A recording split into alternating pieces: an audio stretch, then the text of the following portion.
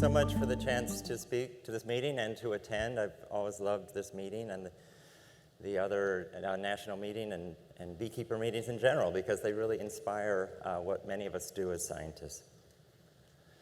So I'm going to start off with a little bit of discussion on a sort of systems view, or a view of colony health as relates to good parts and bad parts of beekeeping. And then, as is my tendency as a researcher and our lab in general, I'll go into honeybee disease as one of the challenges with your trade or your hobby, your business. And I'll highlight some recent work on interactions between biological factors. And then at the end, if just understanding colonies and their behavior and their growth isn't enough to keep them happy and alive, there are options, and maybe increasing options, to medicate your colony and try to mitigate the effects of disease, which I know is a big impact on beekeeping. But first, to colony health. So this is our ideal, the upper right, happy colony sitting there, but maybe more importantly, you really need your colonies to be resilient, to survive the insults that the world might throw at them. And I'll talk about those in a bit, but the beekeeper side of that is to really keep an eye out and to protect their colonies from all of these, the threats of the world. And so this view that I want to present of a colony is sort of as a factory, right? Ideal world, a colony has food, has a queen, and has bees. If that's the case, nice sealed little factory, add some solar energy to make plants, and this thing will be a perpetual engine, pumping out bees, pumping out honey for forever. And of course, they've done that for millions of years. The problems come from many sources. There's climate effects, too hot, too cold, too wet, too dry. There are chemicals in the environment that can damage your bees and shorten their lives. Disease, of course. And I put goats up there, and I'm not like revealing that goats are the preeminent cause of honeybee colony losses, although we've suggested about everything else as scientists. But goats I sort of fear as a random fact of nature, sort of things that, insults that come to your colony that you can't really control. And I've had goats, and they weren't bad for the colonies, but they did their random acts of unkindness to vehicles and people. But you can think of this as things that might come out of the blue: a flood, hive covers tearing off, the tree landing on your colony, hornets, yellow jackets, things like that just come. You're not expecting it, and they will come and they will take out half of your workers. They might open the colony to the elements and things like that. So there are those factors that you can't really predict. You can predict some of the other stresses, but the random events are harder to predict.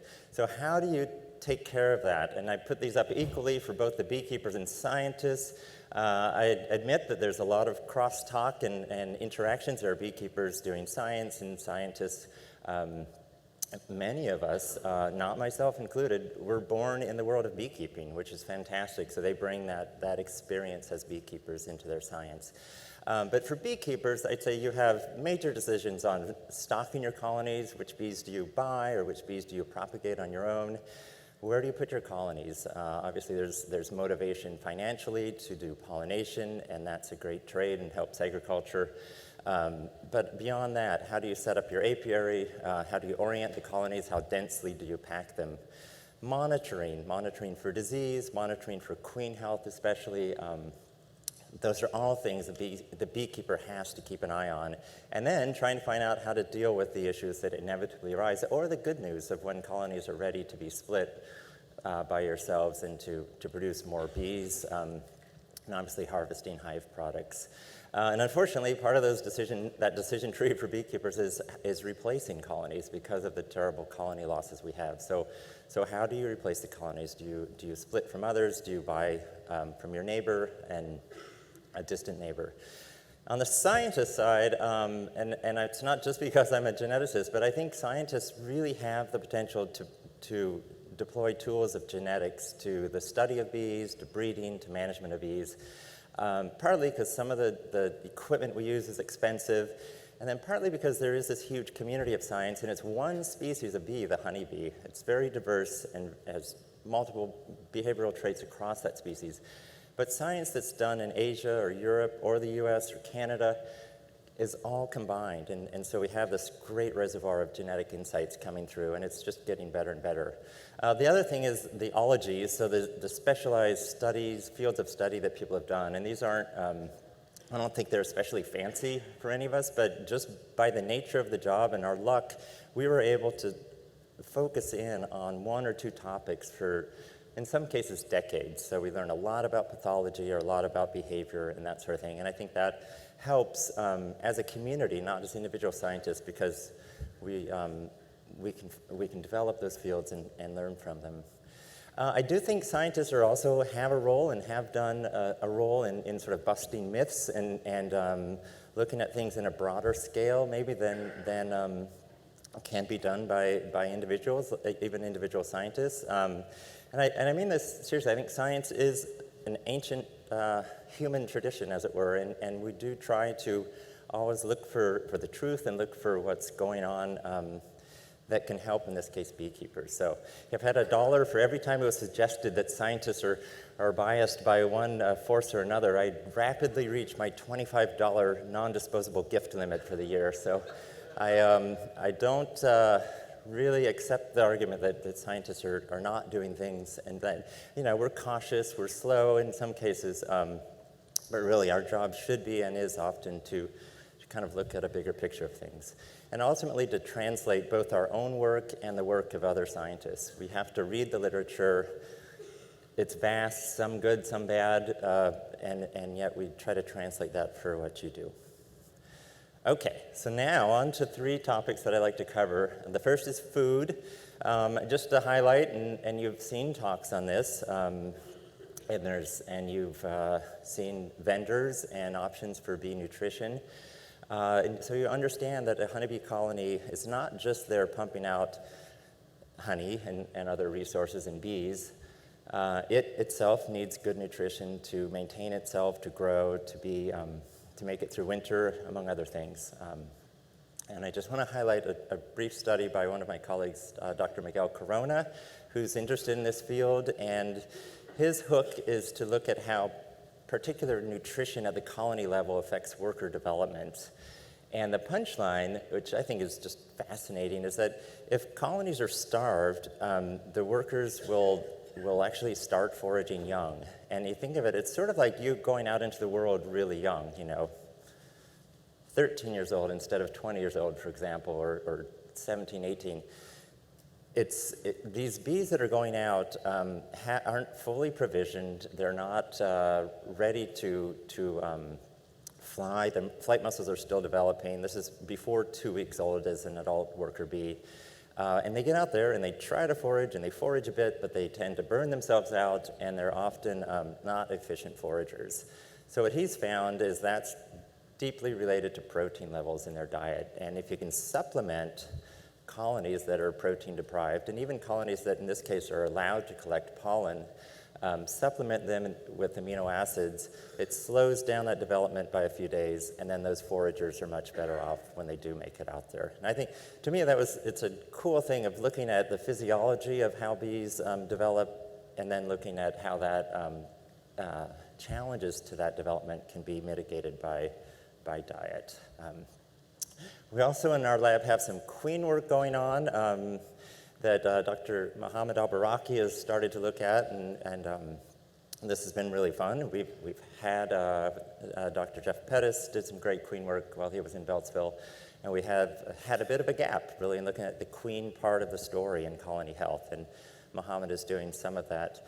One of them, and this technology I'll talk about later too, is to put these little barcode tags on the queens and sort of see what they do as they leave the hive on their nuptial flights. And he's just started this, but so far what's fascinating is there are queens that for their whole mating lifetime only go out once. And it seems like they can't presumably be mating enough times in that flight to be fully mated and to be effective queens in the long term. So there's variation across queens in their tendency to fly and the number of flights they'll take in their lifespan. Mohammed's also doing something queen related, but looking at them via their offspring. And there's a organ, an organelle carried by all of us called the mitochondrion, but it's only passed on from mother to daughter and mother to son. And that is a great genetic marker for the queen source of colonies, or the queen type of colony. So he's been looking at that across the country.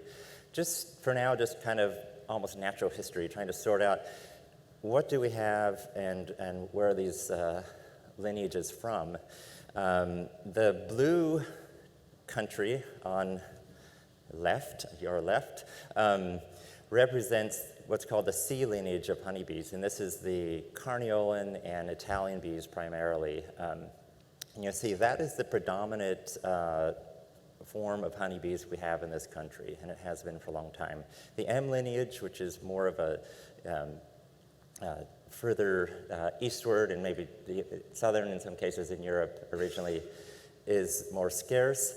And what's also interesting is the degree to which we do see the A lineage, which is an Africanized lineage, primarily Scutellata honeybees, is quite widespread in the U.S. already. As you might expect, it's a little more common in the southern states, but this haplotype is fairly common now throughout the U.S., and that's indicative that there is genetic diversity and mixing in the colonies, which is part of honeybees, and in many ways a very good thing. Looking more closely at the primary lines of honeybees, it's about evenly split between Carniolan bees and Italian. As the next one in that sort of C lineage is the buckfast line, or related to buckfast, which is fairly common throughout the U.S. And then he's also finding some novel haplotypes. And these are ones that just in and of themselves aren't recognized from Europe or in previous studies from the U.S. And part of this is just looking more closely and more deeply at the sequences. But it's interesting. It suggests that we do have in this country some kind of unique lines of bees, and their frequency varies state to state, it looks like, from this first survey. Okay, now I'm going to talk about bees, and the bees are really what the bulk of our lab, our group, works on. We're not doing breeding in Beltsville. We're not doing really work a lot with queen development and that. We look at the bees and the challenges they face and maybe how to prevent those challenges and to help the colony survive when we're going to inevitably lose at least some of the bee force. I'm going to start with a paper that's now a few years old, but it's the same technology that I mentioned with Mohammed's work, and it's really, to me, just, if you're thinking of the colony as a factory, as something that's producing goods at the end of the day, just kind of a sterile way to think of a beautiful bee colony with all the behaviors and neat things it has.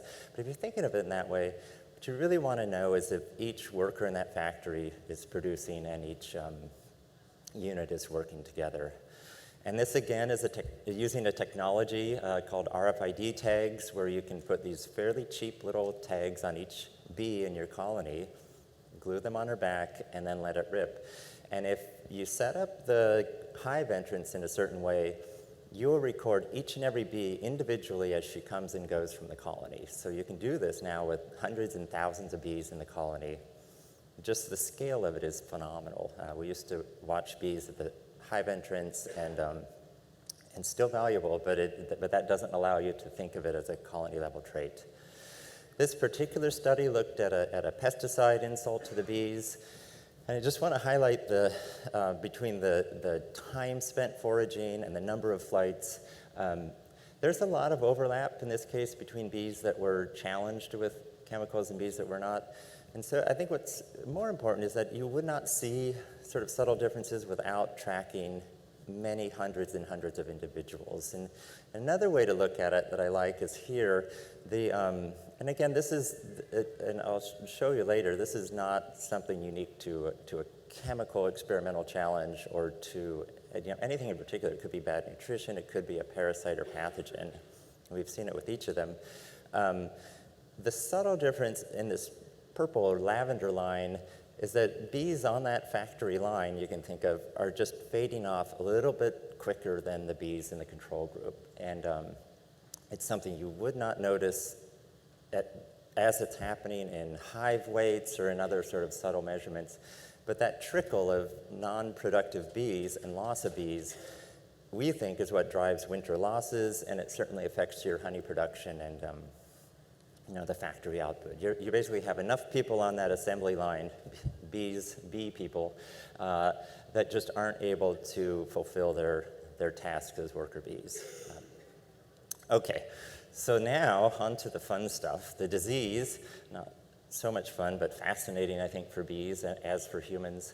Honeybees face a number of different disease challenges, from viruses to bacteria to fungi to little critters, protozoa that live within their bodies, and then of course to the macroparasites like the 2 mite species we worry the most about currently in the country, and the 3rd mite group that Dr. Ramsey talked about that we're terrified of that could come into this country, Tropolaelaps.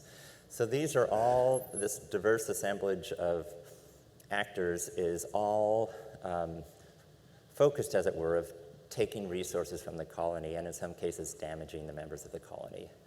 And we've known for a while, thanks to a survey work by many of the people in this room, we've known that colonies that are failing tend to have higher disease loads than colonies that are healthy and thriving. And this is across the board. This slide has trypanosome parasites, which are little gut parasites. It has a suite of viruses. It has nosema.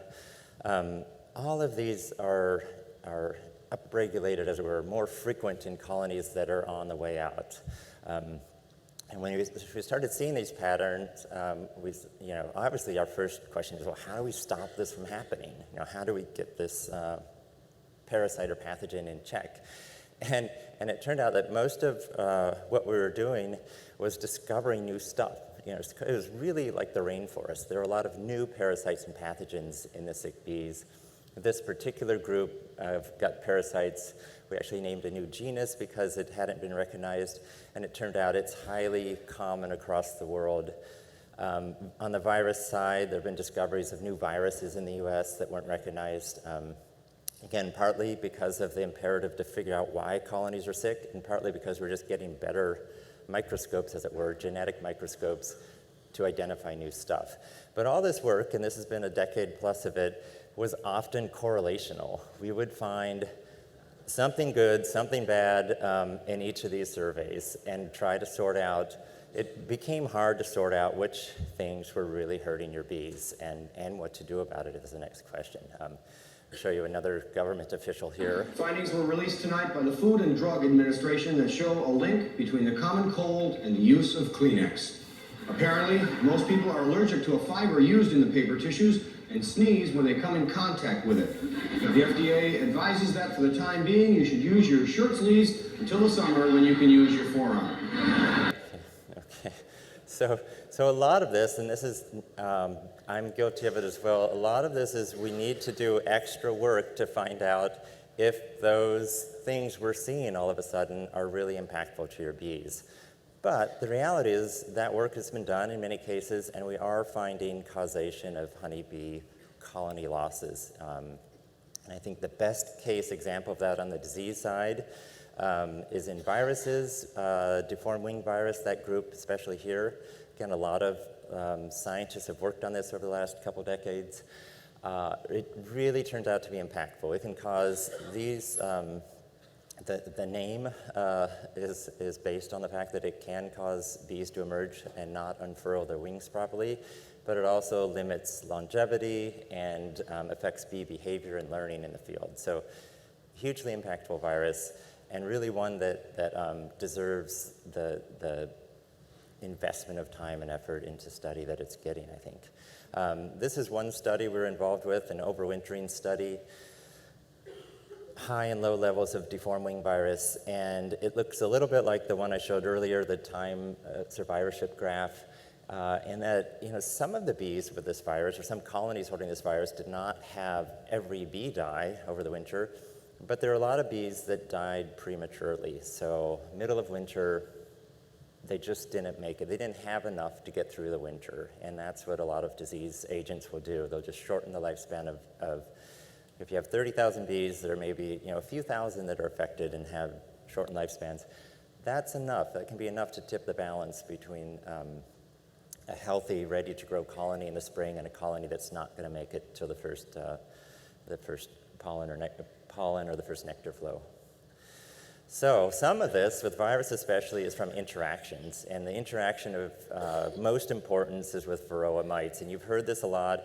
We've had an influx of really great people working on mites, Dr. Ramsey among them, Zach Lamas, Francisco Posada, and Eugene Ryabov, and Dr. Judy Chen, who's a virus expert, and Steve Cook, who's really our mite expert now, have helped tie this together. And so we're doing a lot of work now trying to sort out what happens between mites and viruses in bees, and then how to break that chain, how to break the mite chain or the virus chain so the bees aren't impacted.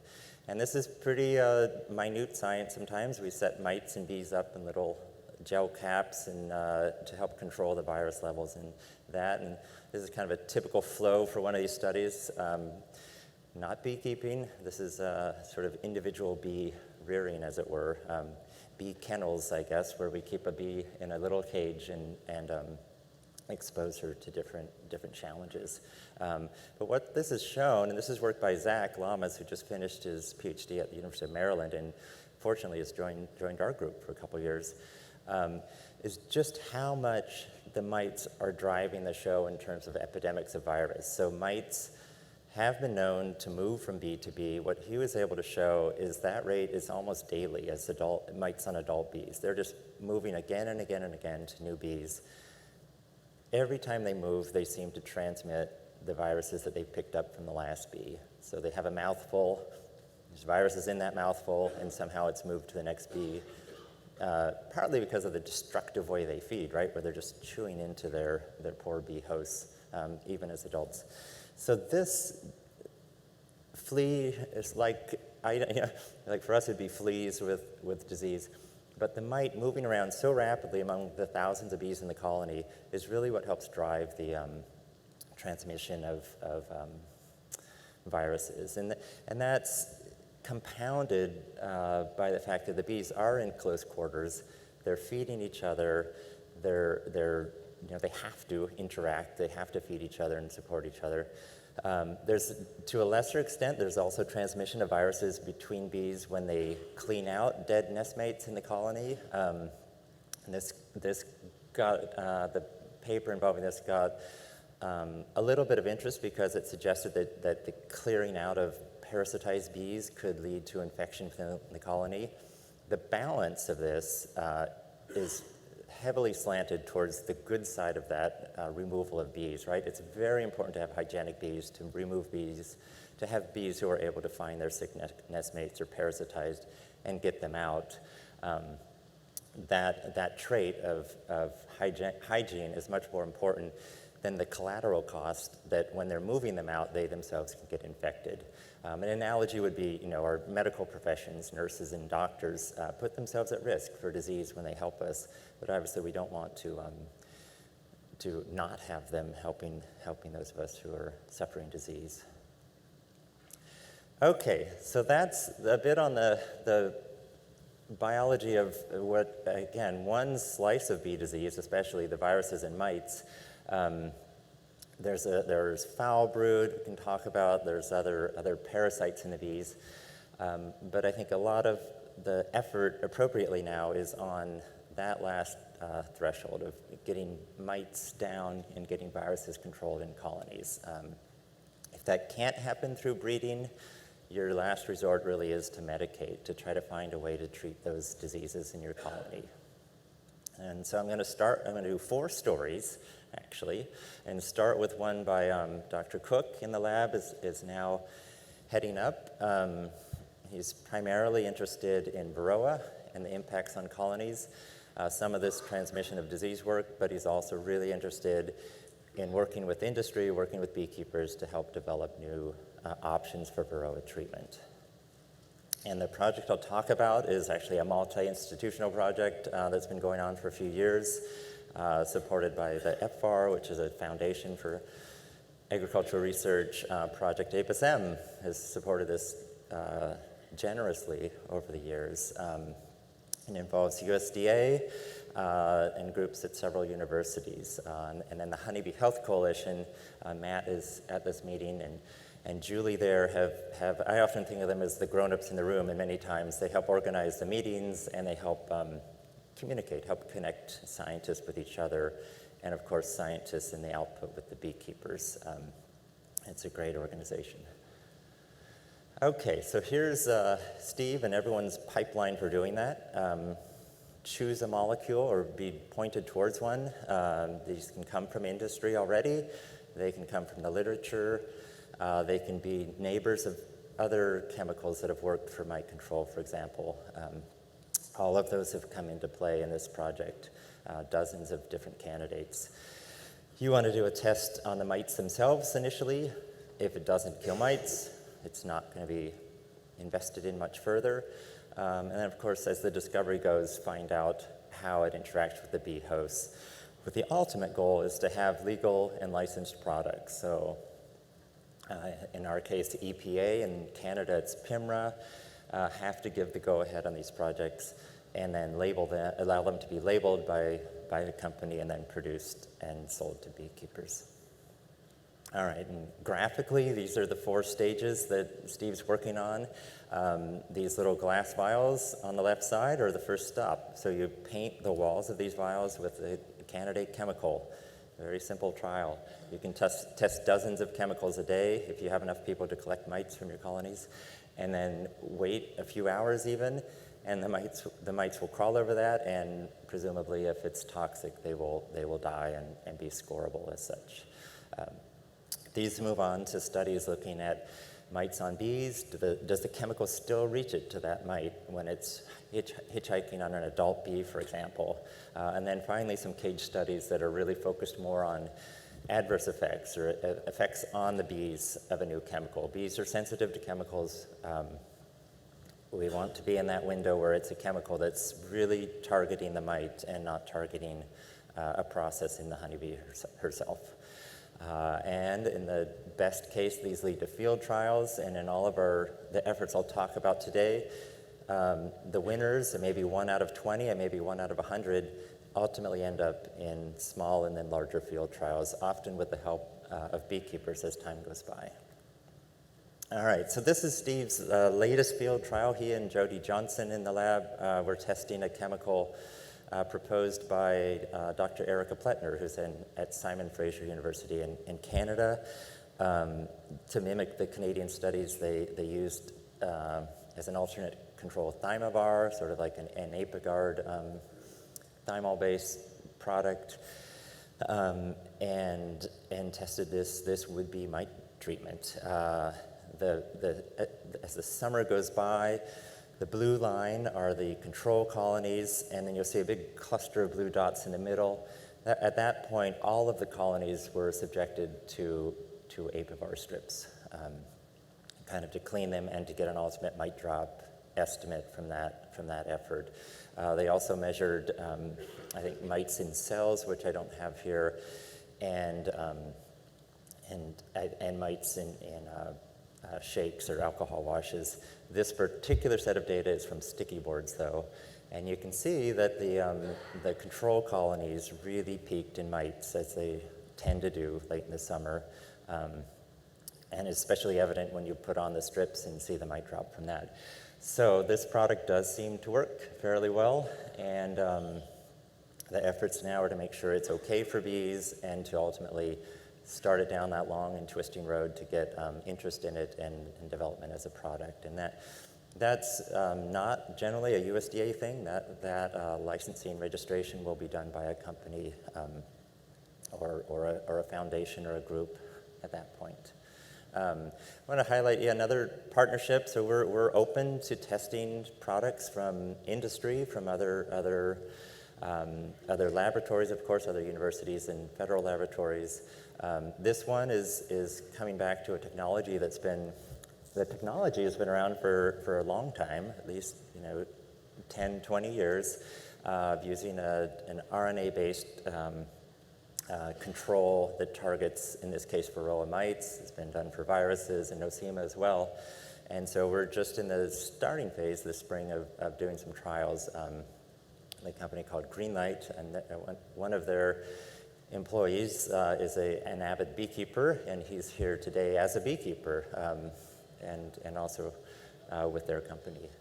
So that's one of our ongoing efforts. We're open to different ideas. Steve has picked up from academic discoveries to test for this, and also worked with companies that have their own maybe repurposed drugs from other systems. Okay, the second story I want to talk about is more driven not by an industry contact, but by friends who are ecologists and interested in what plant compounds can do for bee health, and they're especially interested in the chemicals in nectars and pollens that are known to be antimicrobial or antibiotic. And this turned out to be really fun. We've actually been working this angle for 10 or so years, just because it seemed like it was potentially important in terms of forage for bees. We're now doing it as more of a medicine, trying to test individual compounds to see how far they go in bee health. We've tested a couple hundred different so-called natural products, and these are mostly things from plant pollen.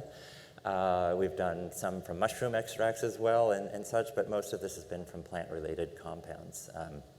This is, again, everything gets reduced in the start of these experiments.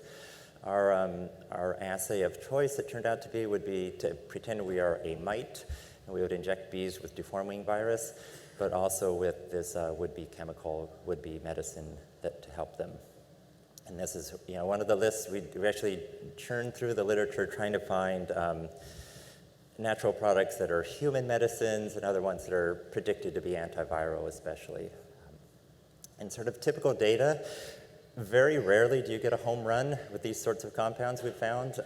We don't have any that have completely erased virus or acted as a cleanse, as it were, but 1 in 10 or so will have some promise that we follow up on. And that following up is a little more time intensive. We actually then go back to live adult bees in cups. This is over the years. These happy people are feeding bees, and we'll set them up like this. Again, little controlled experiments, 20 or so bees. They get the virus infection, and then we actually use a sugar feeder to drip the would-be medicine. Again, we're not clearing bees of disease yet, and we're working on this. We have some now that we think are more promising than others, and other colleagues are also working on this. Dr. Michelle Flanagan has had success with some of their natural products, and including Thymol, which is one that does keep popping up. I'll show you, this is Thymol itself. We have started using it as a control because we didn't have any other antiviral that we thought would be a good control, so it kind of hitchhiked along in dozens of different experiments. And so we have thousands of bees now for this one chemical, one of many. And what's interesting, again, I don't know that this would pass muster for efficacy for FDA or regulatory sense at this point, but the blue bulge there are bees that are heavily infected. So the control bees, by and large, drift upward in their virus infection versus the ones that had this treatment. They all have some virus, often cases, but there is a signal there over time that suggests it could be important. And it's important enough that we've now done 2 summers in a row of syrup feeds of these medicines, and I will say we haven't seen any changes in virus loads in the field. So we'll try again. We're going to mix maybe a couple different options and maybe scale it. These are fairly small studies. This one this summer was 12 bees with just sugar syrup and 12 without. Measured hive strength, and more importantly, we sort of sampled regularly for virus loads, thinking we'd see a decrease in virus. We didn't see it, so we're still trying to make this work in the field. The next option for an antiviral is to look at synthetic chemicals or other molecules that might interact with them. And this is a huge field, as you might imagine, in medicine, right? Looking at the binding of particular molecules to target proteins. So we've taken that approach. This actually got started with Judy's lab a few years ago. exploring cyclodextrin, which is actually sort of a sugar polymer, and has been long known to be a mopping agent for different molecules, and they found that it did, we don't know the mechanism, we don't know why they bind, but it did seem to bind to both a pesticide and, amazingly, to deforming virus. So she's got that in the works as a possible kind of a smart molecule that would mop up disease. About a couple years ago, we started exploring this with deforming virus and looking at antivirals that were known to hit a particular protein in viruses generally, the protease protein. And in deforming virus, that protein is described, it's been sequenced by geneticists. There's even a nice paper that looked at its structure and started to predict where an antiviral drug might bind. And they came up with a few molecules, a couple of which are already sort of licensed or involved in human medicine, and thereby probably a bit too pricey for us, but they seem effective in deforming virus, and so we started to do the same, similar track, basically. We're not experts in this field, so we actually got a little grant from the company Atomwise, which is a pharmaceutical artificial intelligence company. They develop drugs based on matching to the proteins that are targeted. They do a lot of work with human proteins, like trying to mitigate human disease that's driven by a genetic mutation. But they're also interested in pathogens, including viruses. So what they do is to take a huge library of about 3 million molecules and batter your protein with it till they find some that actually bind and match to it. And those are presumably ones that could interfere with that protein.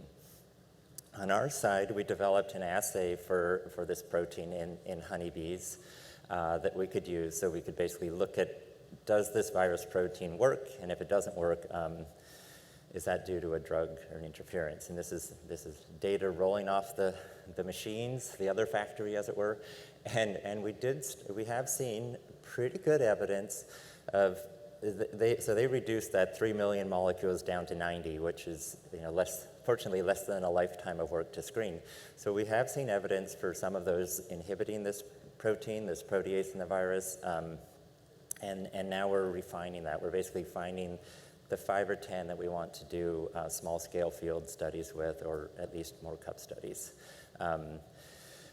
Unfortunately, at the moment, we're working on solubility and getting them into bees. The Ruprintavir, which is this known antiviral, does work against the bee viruses.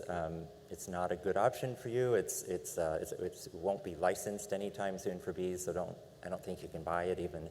But it does suggest that this approach of finding things that bind to that protein could lead to a new medicine. Okay, I think I have enough time. I want to talk about one last kind of really fun study, and this was instigated by the luck of people coming, flowing in and out of our lab, looking at the temperature effects on honeybee disease. And there are applied motivation. This has been a topic that's kicking around for a while, but there's 2 motivations. One, can heat be used to treat disease? And 2, how does your chilling of your colonies impact disease levels? Heat is used. There are some mite and Varroa treatments that rely on high heat in particular parts of the comb in some disease. And the story that caught my eye a while ago was with chalkbrood. Chalkbrood and other fungi tend to have a lower temperature preference than their host, and their host being, say, us or a bee colony. We're all hot-blooded, your bee colony and a human. Fungi tend not to grow as well at that high heat, and so a lot of our fever for disease is effective against fungi and some bacteria. Not to give the punchline away, but fever in our case isn't that effective often against virus. It's a symptom of virus infection, but it tends not to be what removes the virus from your system. These folks came in, Evan and Lindsay. Lindsay's a PhD student at Maryland. Evan is a visiting scientist now, a postdoc, and they really came up with this line of work. And I'm just going to skim through these to show you what the rationale is. Honeybee colonies, like our bodies, are really hot, right? They're 35 up to 38 degrees Celsius, 100 degrees Fahrenheit. Way warmer than most insects can ever achieve. Interestingly, the parasites in bees, and this was a bumblebee study, the parasites in bees in many cases are not tracking that hot body temperature very well, and they actually do worse when the bees are hot. So one idea would be to heat the bees and cleanse them of the parasites that way. And fortunately, some of the good microbes, in this case a gut bacterium, lactobacillus, seem tolerant of heat, and they might withstand this heat challenge. So that's the hope, is to find the window where you can impact the parasite or pathogen and help the bees. Unfortunately, what we found is that the honeybee parasites, in this case gut parasites, are themselves long-standing residents of the bee body, and they seem to do well at high temperature, way better than their relatives who are infecting mosquitoes in this case, or other insects. So they're on to this game. They know what the bees are up to, and they can tolerate these high temperatures. So the message is that the parasites or pathogens, in case of viruses, they can wait it out, and then the host will ultimately not be able to increase her own body temperature high enough to affect the parasites. It's not completely hopeless. We have these assays with deformed wing virus, looking at its replication in bees of different sorts. It does seem like there's a huge drop-off in virus activity at borderline high temperatures for bees. It's not a great temperature, especially for pupal bees, to be at. So there is this window of fever damaging the bee as it damages the virus or the pathogen. And it's a small window, so it's not if it were a large window, I'd say go put a space heater in your colony. It's not a big enough window right now to really to regulate, I think, as a control method. What was really fascinating, and Randy Oliver's thought about this a lot, I know, I always thought would figure that on the lower end of temperatures, viruses would really take off. Bee immunity is kind of lax, and the bees are just lethargic, and they're not doing very much. Unfortunately, or maybe fortunately, I don't know, but in this assay, as we drop the temperature down to 20 degrees Celsius, really low temperatures, the temperature of this room, the virus dropped down as well. So it did not take advantage of the host being cold and for its own good. So we still don't have an explanation for the fact that you can get virus outbreaks with chilled brood or chilled bees. Okay, so for the thermal story, it's not yet something that I would say would work as a control. I'm not disparaging the mite heated frames. That could work on a localized basis, but I don't think we can sort of propose a heat regime for colonies that will reduce disease right now. All right, and I wanted to thank, this is our group from just before COVID at some point, so we haven't really gotten together for a good group photo since then. It's all of my colleagues there at the USDA are really interested in bee health and beekeepers and working on these questions for colony health. And we've had some great collaborations with universities. A few new people have come through the lab. Tucka Seville, who's provided us bees in the winter for these assays, which is really helps keep our factory moving so we can keep these trials going through winter. And then the ecologist friends, Lynn Adler and Becky Irwin, who are really the ones who kind of are the plant people. I'm not a plant person by any means, and they were the ones who kind of feed into us these ideas for which plants might be good for bees. And I'm not going to take the PAM time right now, but one of these discoveries that Lynn and Evan especially have been working on is with sunflower pollen, and Pam kindly gave us a starter grant to explore that this year. So we're going to see if we can resolve the impacts, beneficial, hopefully, impacts of sunflower pollen on bee health. So I think I'm going to stop there, and I'd be very happy to take questions from anyone.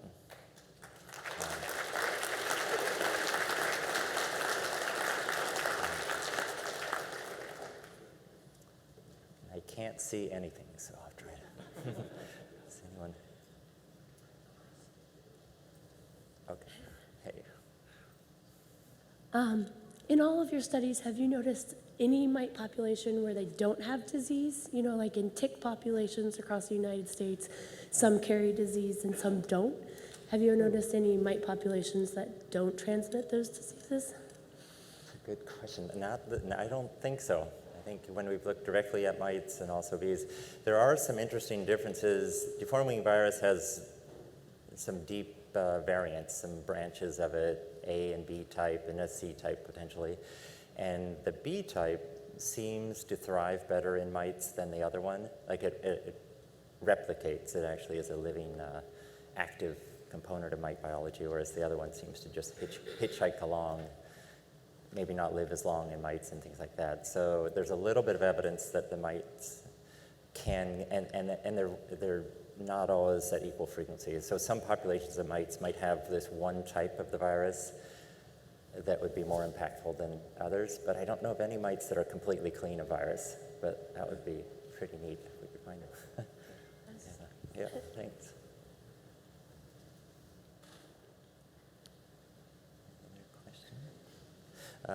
I will show, I do have a last slide. I just wanted to, oh no, and then I'll get it. Yeah.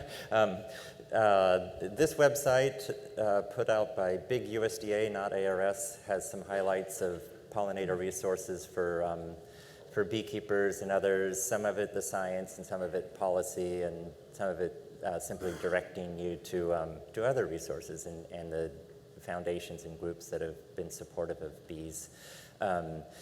I've sort of been writing some very short essays for Bee Culture magazine, basically sort of poems for Garrett and other people who are scientists who I respect and papers I read. If you want to look at those, you can look at them either at Bee Culture or at this Found in Translation website. Very short, hopefully easy to read roadmaps to papers in science. So. Yeah, I know that you were involved in the 2018 study with Paul Stamets with the reishi mushrooms. Yeah. Have you done any further research on that? Yeah, so that's a good question. So this Paul Stamets, who's a very well-known mycologist and runs a business doing products from mushrooms in Washington State, via Steve Shepard, Professor Steve Shepard came to us to test for antiviral properties of these extracts. We were involved early on with some of the lab trials I described with these cups and simply looking at virus loads. And they were promising, again, quantitatively decreasing virus. I haven't been involved with the later stages. Steve's group and Paul and some of the commercial beekeepers in California are moving to California or testing them. And I haven't heard any updates lately. I think that's where the rubber meets the road is how they do in production colonies, and I haven't seen those data. But, Okay, thanks. Yeah, and my question is kind of related to that too. You're looking at different phytochemicals and fungal extracts. Is anybody looking at microbial extracts or bee symbionts, gut symbionts, or other like probiotic bacteria? That's a good question. Yeah, so there's a lot of work on the living bee symbionts and their impacts on disease. And it looks, lactobacillus, I think we've worked with one called Snodgrassella, a proteobacterium, do reduce disease if they're present in the gut, whether by competition or triggering immune responses. So there's good evidence that the native, mostly bacterial, has been looked at. The native symbionts in the bee gut are a positive in most cases for disease. I don't know if anyone looking at metabolites or products from microbes. That's a great idea. It's testable probably in the same way as the plant compounds, but other than this one collaboration we did on the mushrooms, which is really crude extracts, water and alcohol extracts, I don't know of anyone who's targeted, fumagillin, which is an Nosema medicine that's on the market, is derived from a fungal metabolite. But other than that, I don't know of any active work in that field. But certainly it's worthy. And if you or anyone have a handful of chemicals or candidates that way, we could certainly test them. Well, yeah, I was thinking that the same protocols could be applied to other compounds, right? Yeah. No, it'd be good. It would open it up. I'm sure there are many that would be promising that way. Yeah. I understand when you're doing studies that you need to control all the variables and so on, but is there anything that a common beekeeper can assist scientists or yourself with information? Yeah, I mean, in the data side, I'm a reader. I'm not involved, but I'm a reader of the survey results, both from the USDA National Egg Statistics Service and the Bee Informed Partnership. So that input has been invaluable in terms of knowing where things are good, where things are bad, what to focus on. The challenge for the medicines is we can't really promote them till they're kind of, I guess, legally ready as a treatment. But we can, what I do hope, and I think Michelle as well here and others in the plant compound or plant product, as it were, field, is that there could easily be a case where we say, and actually Melanie Kirby, who's at this meeting, was onto this a while ago too, is just, maybe plant a certain type of plant as forage, whether it's a mint plant or that has these compounds naturally in it. And that would be an easy fix. It would take a lot less labeling and a decade of work. So we are looking into that as a functional forage, as it were, for these medicines, which would be really fun. And obviously if they're super confirmed as safe and are more of a food additive, it might be something too that we could ask beekeepers to try as that. But at the moment, our goal is to get them kind of legally across the line as a medicine. Yeah, actually what I was referring to, is there anything any data or anything that you could extract from the common beekeeper to be sent to you, or is that not effective? Yeah, well, we do actually, and Mohammed and Samuel Aban, who runs it, are finally pulling this together. We have a disease diagnostic service in Beltsville. It's a free service. If you Google honeybee disease diagnostics, and we get adult bee samples for mites and nosema. We get a lot of brood samples for the 2 fowl broods and chalk brood and things like that. We love getting those samples. Hopefully it's helpful to that inspector or that beekeeper, especially for American fowl brood, to get our results on those samples, but we're also compiling all that information. So if you have a crummy looking frame of brood, or you've lost a colony, there are constraints with what we can accept in terms of the numbers of bees and the types of samples, and those are on the website. But if you send those in, Sam will get you an answer in a week to 2 weeks, but also we do put those into a database to know where EFB is popping up, for example, year to year, and the seasonality of that, and that's been really useful. So and other than that, I mean, at meetings, any scientist here, university or USDA, will be open to hearing from beekeepers of any odd, especially in our, I have a disease filter, so any odd disease outbreaks you've noticed or impacts would be fascinating. That would be good. Hey, Jay. Hey, Scott. Really, really impressive work, and just the breadth of the work going on at the USDA lab is just awesome. So maybe building on that last question, I don't know, maybe I'm putting you on the spot on this, so maybe this is not the correct question, but I'm going to try anyways. So I've had a lot of beekeepers contact me, and they're really interested in phytochemicals. That even came up as a question during my talk as well. Thymol is obviously it's a phytochemical, and there's certainly some evidence that it's working, maybe with Varroa, maybe not with viruses at the concentrations at least you're showing. But I guess I'm wondering, you've published some papers on this. Clove oil also seems to be, at least good for trypanosome parasites. And there's a few other phytochemicals that at least show some promise. Given the interest with beekeepers, especially treatment-free beekeepers, and maybe some some backyard beekeepers, but even some commercial beekeepers who have been contacting me about this. I'm wondering if you have any particular compounds, if you're willing to put any names out there, that you would love to see beekeepers start to get more involved in testing. So I guess building a little bit off of that last question, and I don't know if you can answer that or not, but I thought I would at least see if I could put you on the spot. Yeah, I mean, I'm not going to twist any arms to do anything. No, but I do think any of these can be hard. Thymol can be hard on bees, whether in Apigard or in our treatments. And clove oil especially, we've seen some damaging effects. So I don't want people to just start putting them into their syrups per se. At the levels we're looking at, the levels Michelle's group have been looking at for Thymol, it's very low. It's not going to, we don't think, negatively impact bees.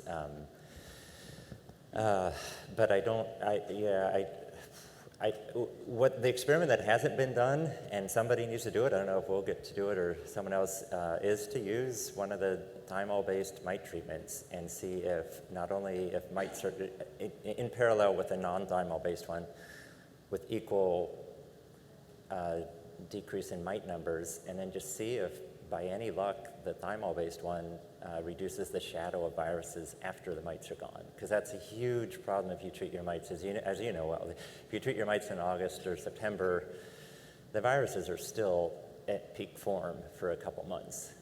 So our hope, anyone's hope in all this, is to have something that would mop things up after a mite treatment. And it'd be serendipity, but it'd be really fun if that actually happened with those mite treatments. But I don't have any evidence that it has or hasn't happened that way. Thank you. Thank you. Yeah. I was just wondering if anybody has looked into pH effect on, I know a lot of us are experimenting with the Randy Oliver heavy, mix of OA and glycerin. And just wondering if, that heavy acid in the hive has any effect of the bee gut and the mites. I mean, we're definitely seeing it. If your mites are low, keeping that mite count low, which has decreased viruses. But I didn't know if there was any studies on the pH. Yeah, so I don't know, and maybe Randy, others could be getting data on this. So the pH in the gut is highly regulated by these microbes in the gut. So I don't think the exposure in the environment, even as strong as it might be from an OA treatment, will change that very much. But, all right. And I didn't know if there's any ties to, we all know that a lot of changing pHs in the soils with depleted soils, and I didn't know if that was changing. Over the years, it's changed the amount of, the pH and the pollen, and if that has any effect on nutrition as well. That's interesting. Yeah, the availability of the pollen. Yeah. Yeah. I don't know, That could, if they're bringing in, that's a major, if that translates into the brood food, for example, Right. that could do it. Yeah. Right, we know like the lindens have a higher acid, supposedly higher acid nectar, and I was just curious if that tied into mite control at all. It's a great question. The only pH-related work, and actually Evan Palmer-Young has a study on it, was with these gut parasites, and again, it seems to be modulated, I guess, by the bacteria in the bee gut. So you can't get a super acidic bee That can ward off in those disease. trials, at least. Yeah. You can push the pH with the parasite because you can raise it in a test tube, basically, and Right. show that it has its limits. So you could control it at a certain, especially a high acidity, a low pH, but you can't really achieve that, I don't think, in the long term in the bee gut. Thank you. Yeah. Hey. You can answer that question. Go for it.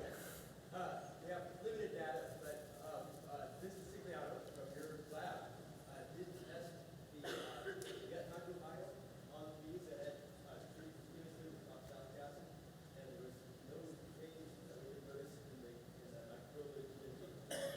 That was very good news. Yeah, that is good news. That's good. Yeah. So, good. All right.